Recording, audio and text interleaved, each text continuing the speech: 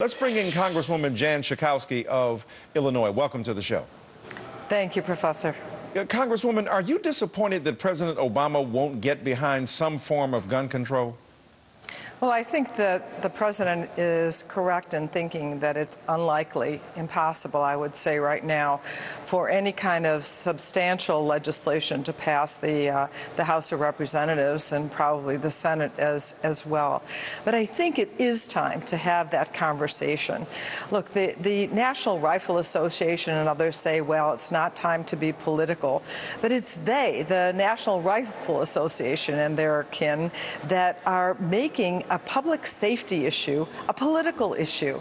They don't want to see any kind of legislation that would not only keep guns out of the hands of crazy individuals, but why does any individual need a automatic weapon?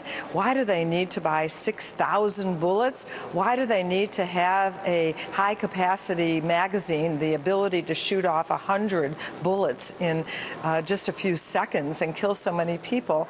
I think that most Americans, even those I imagine that are part of the National Rifle Association, think that there are some limits that are reasonable and still protect Second Amendment rights. Sure. You know, what strikes me here, of course, is that when you hear the epithets being hurled on either side about politicization of this issue, we know at the end of the day that if that kind of amassing and stockpiling of that kind of, potential to hurt people through that, through those bullets and those guns and the gases and the bombs and the like, if this had been stockpiled by a person who was more likely to look reasonably offensive, a Muslim, another minority, do you think that the red flag would have gone up sooner than with this seemingly innocent young white man who, under cover and protection of appearing normal, was out to do some heinous deeds? Maybe, although given the lack of regulation about purchasing ammunition on the internet, given the lax gun laws in so many places, I'm not so sure that we could have stopped anybody, particularly one with this kind of intention. But do you think the FedEx man would have noticed, like, if he's taking something to an address constantly and the FedEx person, the woman, is seeing this, maybe a pattern is being established? I mean, no red flag at all there? Well, it could be, and one of those gun ranges actually turned him down because there was this odd message that was on his machine. There may be signals, and you're right, it may be if he had a different profile or looked different, that he might have been discovered. But the point I think for the country is, how many incidents like this is it going to take before we say enough is enough? One of my colleagues nearly dying, but several people dying in the meantime near her, including a 9-year-old child, a 6-year-old on Friday.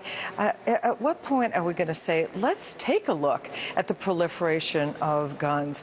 Do we really want to be afraid to go to the movies? In Chicago, people are afraid to walk certain streets.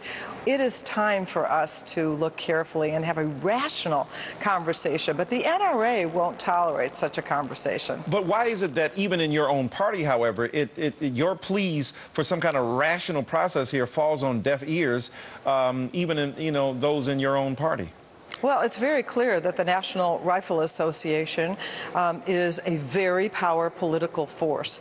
And when they say that they're going to score a member of Congress, that is, rate him according to his votes, the most ridiculous pieces of legislation pass automatically. There was an amendment passed in the House with over 300 votes that said, in the case of bankruptcy, individuals may keep $3,000 worth of guns protected from any creditor.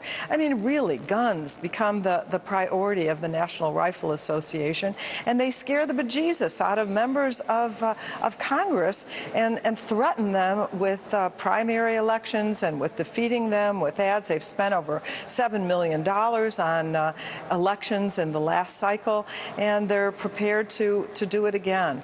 I think most Americans, if you ask the question, aren't there some reasonable gun safety legislation that you would support? I think they would say yes.